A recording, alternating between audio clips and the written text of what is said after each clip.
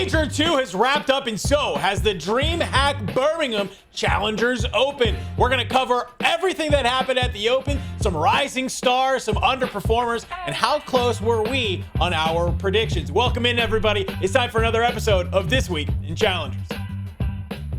So obviously, the gauntlet, the bracket, the passion pit was going all the way through over the last couple of days. Andy, before we dive into it, I know you got a chance to actually kind of walk around the floor. You were there in person, being able to check it out. What were some of the vibes from some of the passion pit, obviously, because it was a monster day number one. That was so many teams got eliminated after the first day and then making it into Saturday. What was some of the vibe? You get to talk to any of the teams, any of the players. How was it feeling?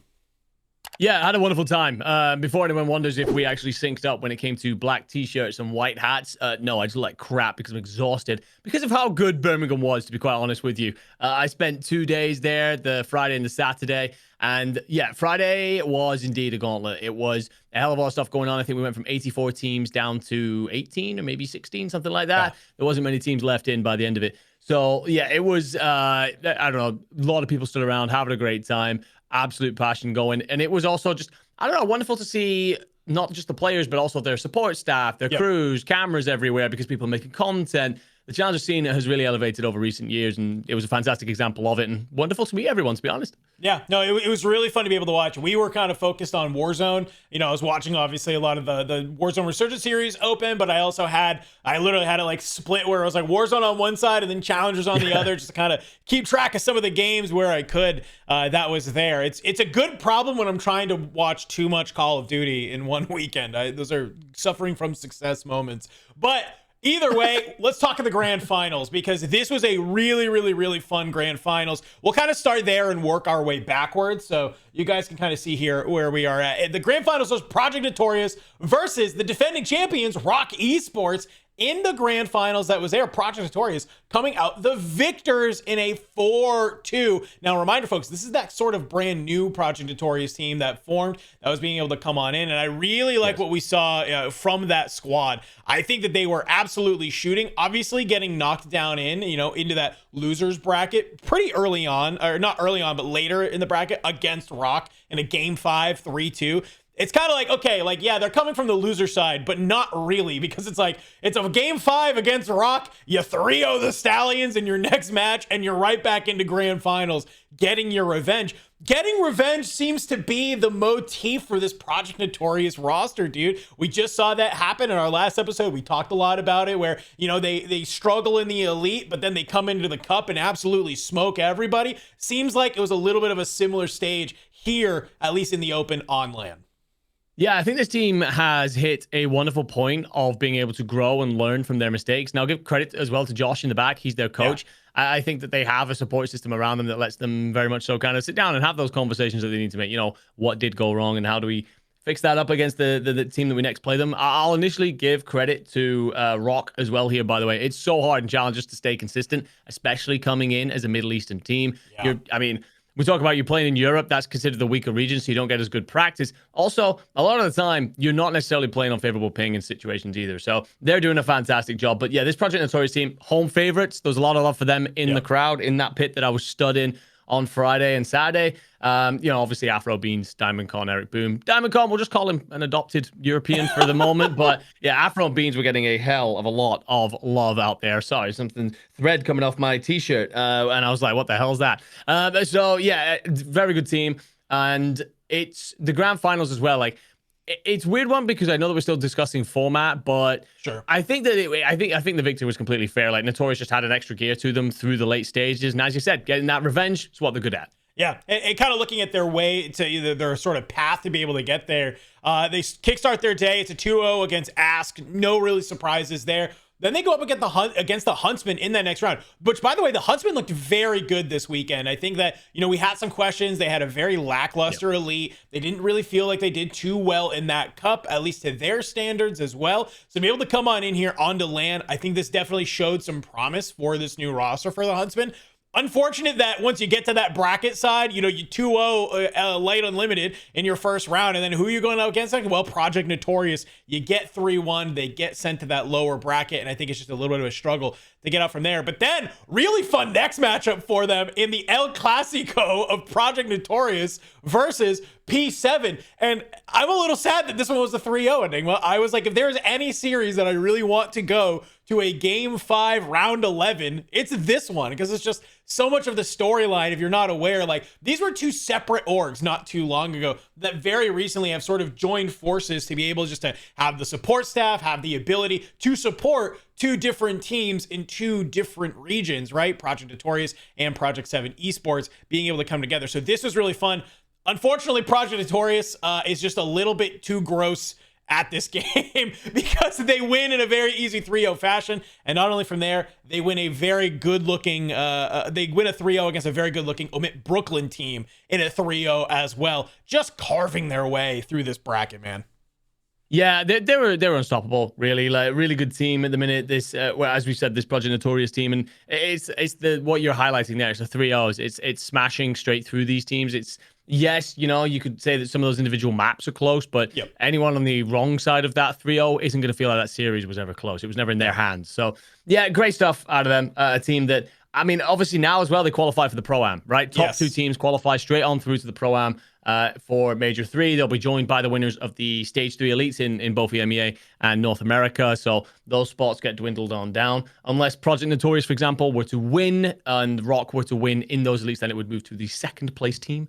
But yeah, I mean, great stuff for them, because that people like Beans, Afro, Diamond Con, Eric Boom, many of those names recently in the league, and they want a shot to prove that they should still be there. They would love it. Real quick, before we hop on over to our next topic, let's talk about it. Afro kind of named, of course, the MVP that is there of the Open. Overall KD of a 1.15, just looking so good in every single one of these modes. I don't think that we should really be that surprised to see this type of stat line coming out from a player like Afro. He's always been this player who feels like he just needs the right team in order to succeed, but nobody's really ever questioned his individual prowess. Obviously, coming down into challengers, playing alongside a lot of people that he's known, he's teamed with in the past. No surprise to see numbers like this getting put up.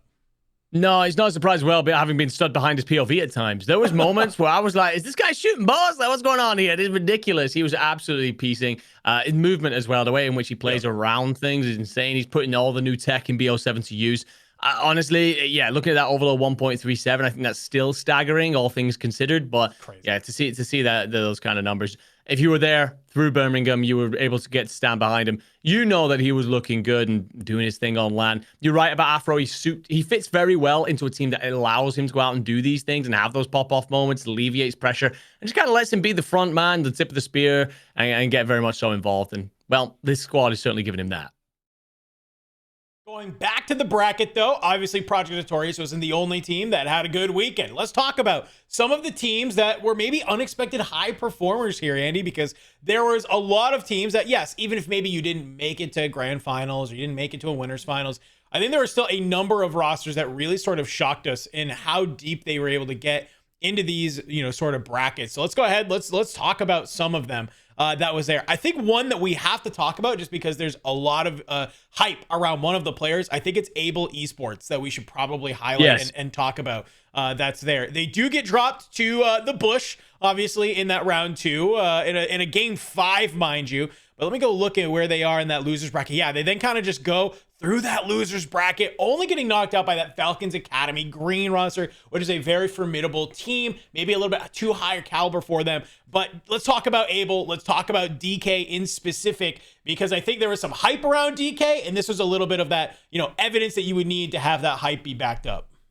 Yeah, big agree on this one. I think that it won't be long until we see him on a top EMEA roster. Of course, if he's willing to make the jump to NA, getting chances over there. Breakthrough year, he's kind of come into the scene and has been looking gross online, whether it be cups, whether it be elites. Everyone's kind of gone, holy crap, this kid might be the real deal, passing the eye test, doing all the things, making this Able roster something of note. He's like, okay, can he perform on LAN? The answer is yes. He had himself a great time out there. You're getting beat by Bush in, as you said, game 5 of Falcons Academy. Those are teams that, you can still stick your chest out, hold your head up, and feel very proud of. And again, the only reason that they were still competitive, I'm not going to say the only reason, obviously his teammates doing the job, but a big reason why you were competitive, if you are able, is because DK was still having his way. Yeah. And he knew that the lights were on him. He knew that there was going to be a lot of people trying to pay attention. Is this kid the real deal? And he went out and made himself look good. So yeah, very excited for him right now in a time where, I don't know, I feel like we're lacking new talent. Not necessarily in the Middle East, of course, because we've seen this all pipeline come through. But in Europe specifically, I don't think there's been a lot of people that we've kind of broken into the scene at the minute. Himself, Alpha, will also kind of be on that list. But other than that, it was feeling a little bit dry. So yeah, really looking forward to see what he does from here with a undoubted roster mania coming. Maybe he's the guy getting picked up soon. And a note about that roster as well. Symbols from North America comes over and is playing with obviously DK Scythe and Prenta and in a last minute pickup, right? So that's kind of like an extra added thing. Like you're going against some very established teams. You're going to game 5 against, a team like the Bush. You're going against these other top teams and you're still coming out. You're still 3-0ing other rosters who are there in sort of a last second thing. I think that should be a testament to maybe just some of these players' caliber and what they can have, kind of going on there. Looking across, though, I'm trying to look at some other teams that maybe unexpected underperformers. Maybe not unexpected unexpected performers. Wow. Maybe not unexpected, but it was nice to see is what I will say, is the For Fun roster, right? Because they haven't looked good straight up. But they come in here to LAN. This is a team that is LAN experienced, and I think that maybe gives them a slight buff. Yes, they have to kind of make this run through the losers bracket, only eventually going down to omit Brooklyn in a game 5. Or actually, no, sorry, they win against omit Brooklyn in a game 5. My apologies. They go down to the Stallions in a 3-1 in that qualification match. That's there in losers. What would that be? Loser semis. That's there. So still a very fantastic run for that For Fun roster. Shows me a little bit back in form. Has me excited for Elite 3 because, like you mentioned earlier, we're looking at the winners of Elite 3 get qualified to that Pro-Am. And this is a roster that we said, if they get some time, they get some reps, they could be a thorn in the side for some of those CDL teams at the Pro-Am. Oh, 100%. That is the team that could take on, especially the bottom 4 of the CDL right now. I'd fancy this team to look pretty good against them.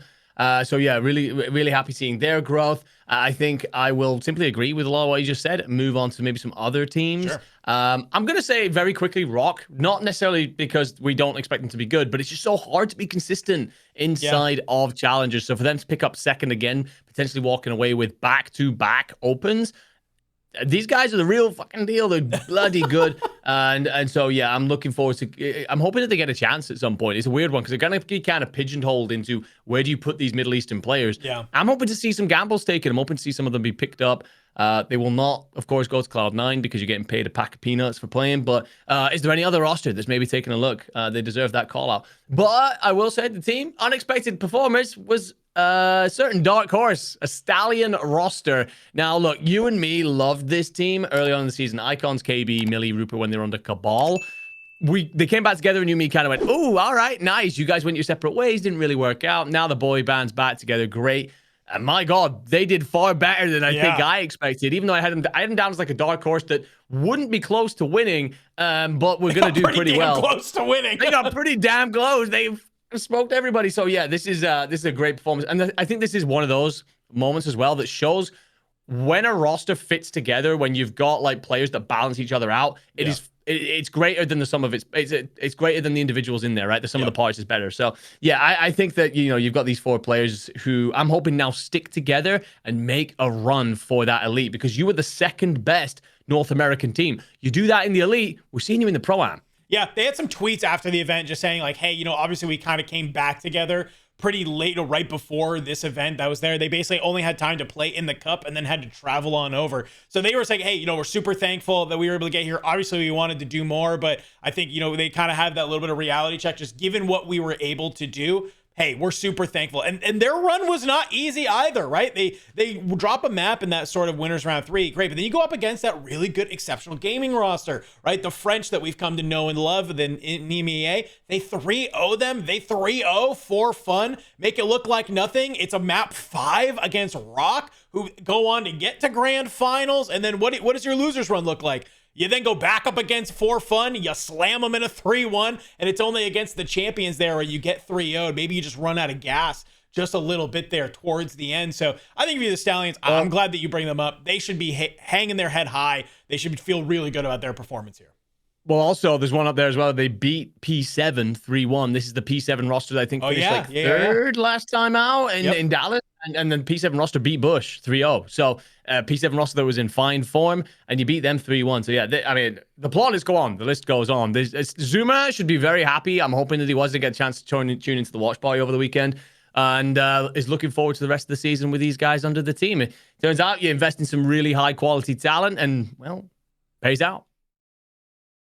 But obviously, we're going to highlight maybe the, people that we were surprised to see perform as well. I think it would also be remiss if we didn't talk about maybe some of the teams that we were surprised that didn't perform as well, the underperformers of the bracket that was there. And, as much as it pains me, I think we do have to kind of highlight the Bush a little bit immediately. They were looking so good coming into this event.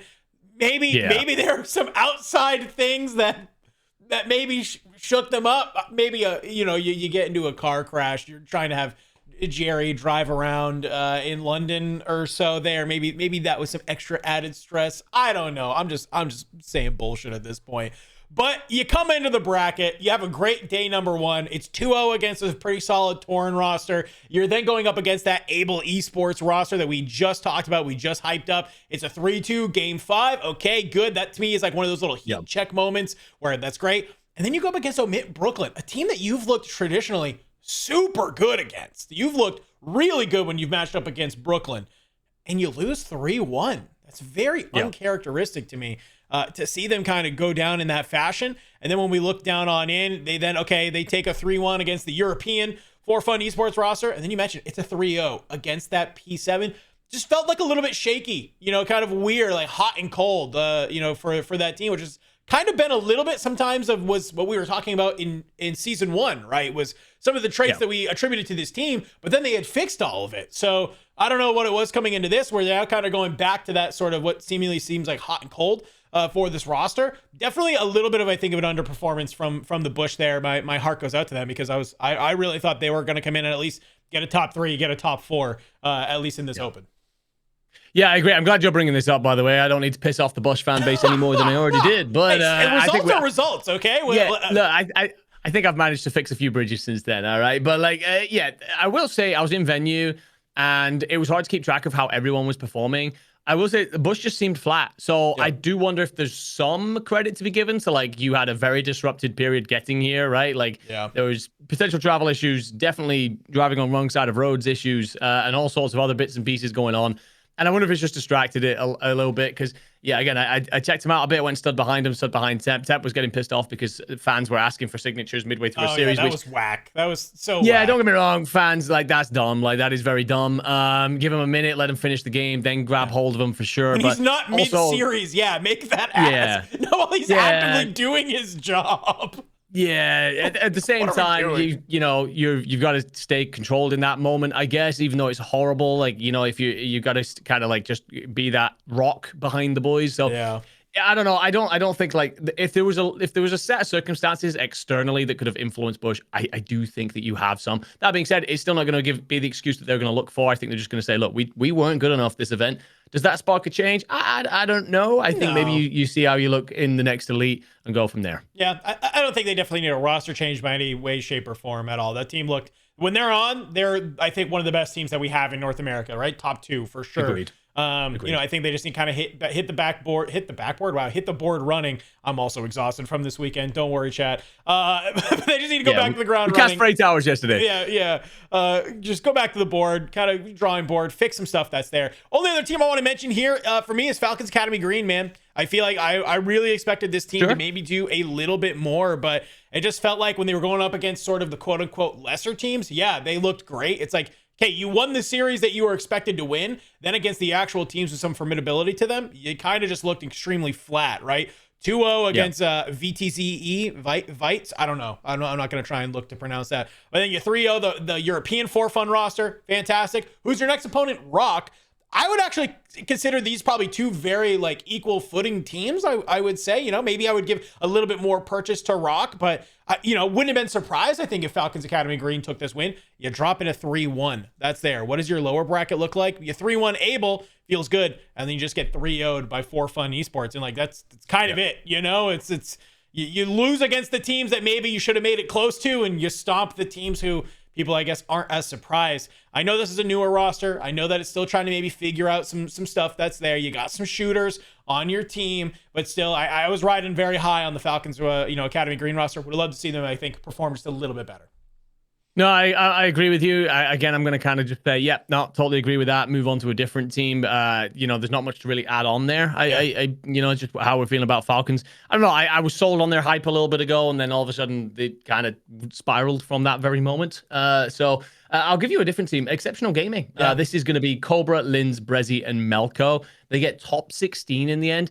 These guys are supposed to be like the second best team in EMEA, and this is the second Open now where they've absolutely burned out. Like they get mollywopped by Stallions, quite frankly, 3-0, and relatively uncomfortable maps too. We move on down to the lower portion. You're gonna beat like this cursed roster, like whatever. You fall to NoCo. Now this is a good team.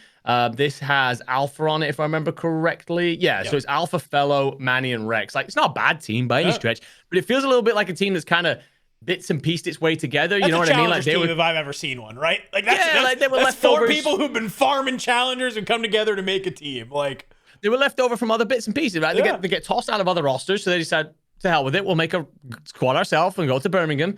You can't be losing to that. Like you just can't. As much as the individual team there is very good, this Exceptional Gaming roster, been together for quite a bit of time now. They should be well versed, well practiced. They play in the elites. And all I look at as this Exceptional Gaming roster now is, okay, you can beat the bad teams. Like, you can't beat anyone who's actually good. So, yeah, I don't even know. Was it top 24 in Dallas? It might have been top 16 again in Dallas. Yeah. It's just not been good for you right now. I don't know what change you make. You obviously kind of stuck a little bit. You have obviously brought in Melko, but I don't know. I don't like a single thing about this roster right now. And for me, they've got to figure out what their next move is.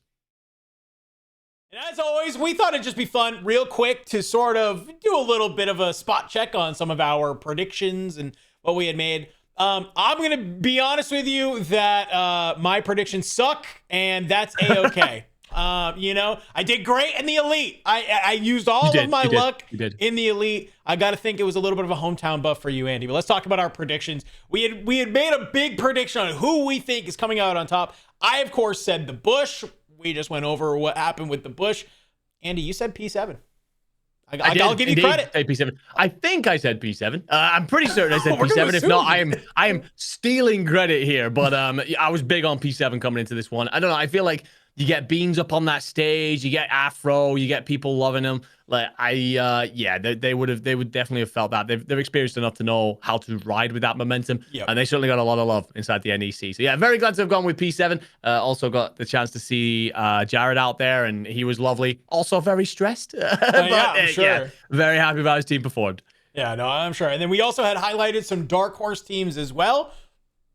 Yet again, I picked the Cabal Omnia Stallions roster, who I was like, you know what? I like the players on this team. I have so much to say about them. These guys got rounded out in winners round 3 against Abel. They made it to Saturday and then just went out. So, I mean, hey, for a last second roster who was able to come together, good looks, but maybe it was just a tough sort of that first round for them to be able to go against. And then, kind of from there, it didn't exactly look too great from that side. I'm trying to see who else they did 3-1 Torn, and then they actually lose to that NoCo roster that we just talked about as well. So maybe you looked good. I don't know if this is a roster that sticks in the future, but doubt it.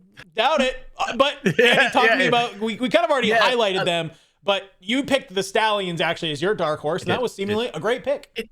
It's a weird one. I'll give you that, because like trying to compare our picks here, like my pick is a team that's coming back together. Your team took games off of CDL teams at the start of Black Ops 7, and mine is 4 Challenger kids who want to make a team for an Open. Like, look, I will put it into context of when we were making those dark horse predictions. It was teams to like go on and perform above expectations. So I didn't necessarily have Stallions doing this well either. By the way, I thought maybe top 6, third is insane. So yeah, very glad with that one, of course. At one point, I guess we're gonna have to start to get a tracker and kind of figure out how we are doing here. But I will say, very, very good stage for me here. I don't know if that was the case in stage 1. So I definitely didn't have Rock winning the whole damn thing back then. So I'm gonna sit pretty for now. Birmingham's not my hometown, but I will take the hometown buff, and we'll march on regardless. You're more hometown than me, brother, and so that's what matters. More nationalistic. That's what we'll say. Your country, right?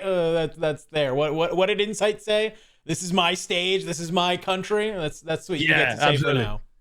Yep, I will certainly take that on. Looking forward to making our next predictions at some point. I highly doubt they will be as spot on as this was.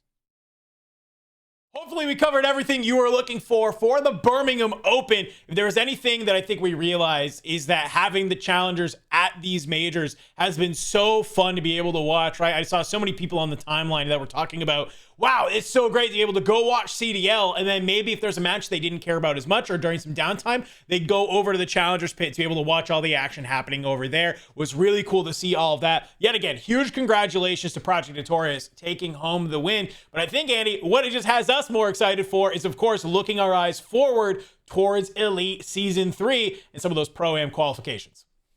I fully agree. I think the Pro-Am qualification stuff is the big storyline. I think it's going to be, I'm not going to actually say who's casting it, but whoever is, casting it, we know, I don't want to spoil their announcement. They're going to have a fantastic time because, of course, there's so many different things to worry about here and the stakes at play. What I will say, though, about the overall event, obviously, I got to be there, very lucky, and I fully agree with you. Having it there, CDL was in the Giant Hall, right next door, literally a 2-second walk away was Challengers. You then got to, they had like a side stage, then the pit, then Warzone. It felt like an old school esports event. I understand why we're putting it in stadiums for a bit and stuff like that. If we're going to go back to that, then we want like that copper box kind of setup where you still get Challengers in there. But it just, I don't know, it was a wonderful thing. People would literally finish watching a CDL game, go straight to Challengers. And it was amazing. So please give us that again and let us continue to celebrate some of our up-and-coming incredible amateur talents. Let us know in the comments, who do you think overperformed? Who are you surprised that bowed out early? And what team are you looking forward to most when it comes to the Elite Season 3? We'll be covering all of that and more in the future. But for now, that's been This Week in Challengers.